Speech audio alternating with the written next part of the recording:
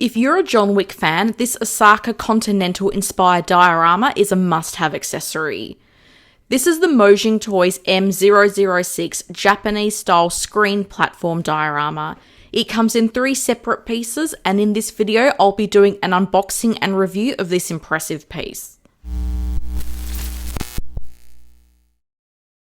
I knew the packaging was going to be big, but I was still surprised at the size of these boxes, and this is just one piece. The boxes are similar to the size of a standard Hot Toys figure. It's 26 centimeters high by 43 centimeters wide and 18 centimeters deep. That's 10 by 17 by 7 inches. The boxes are clearly labelled, so you know if it's part A, B, or C that you're unboxing. Most of the contents of the box is foam. This diorama comes very well protected, with the backdrop and wooden drawer very securely packaged.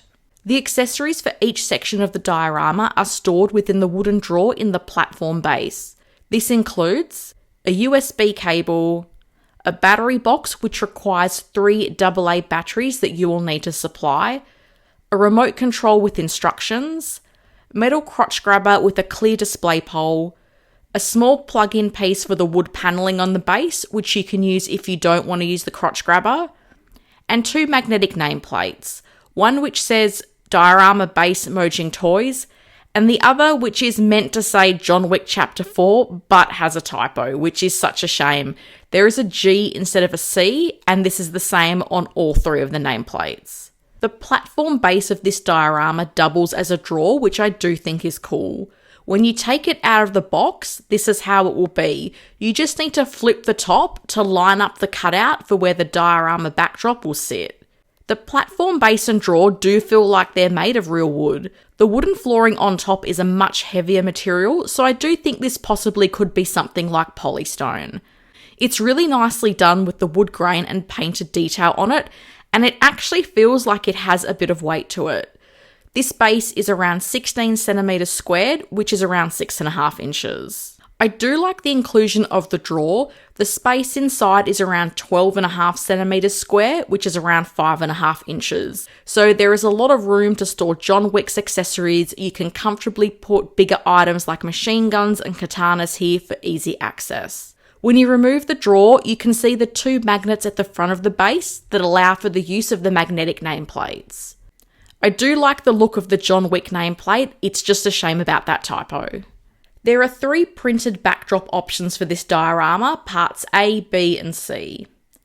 Taking a closer look at one of the panels, and I'm quite impressed with the quality. The frame around the print does appear to be metal, and the pattern looks great even when the diorama isn't lit up.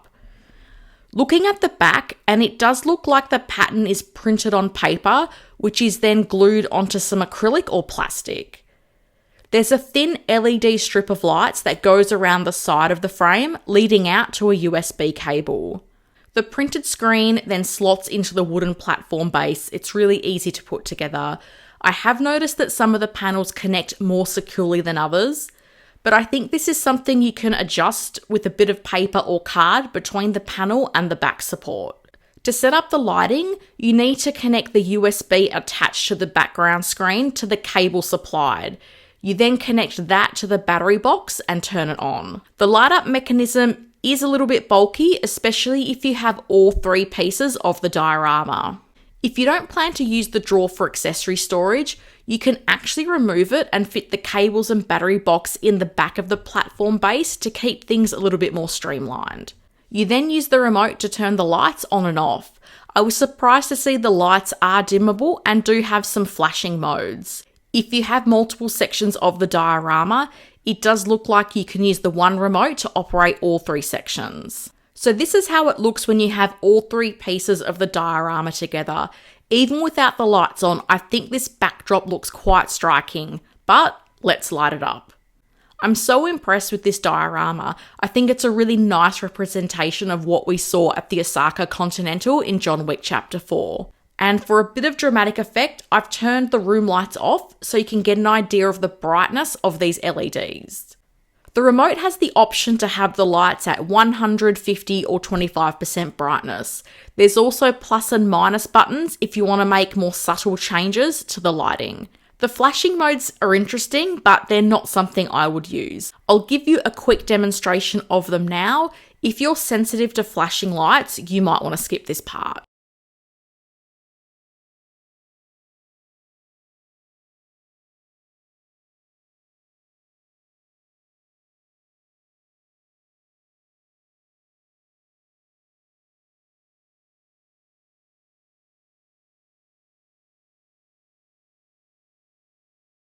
So this is the part we've all been waiting for, seeing the Hot Toys John Wick Chapter 4 figure placed on the Osaka Continental diorama base, and I think it looks fantastic. And of course, let's see John with Caine. This is my Topo Kit Bash Caine that I recently made.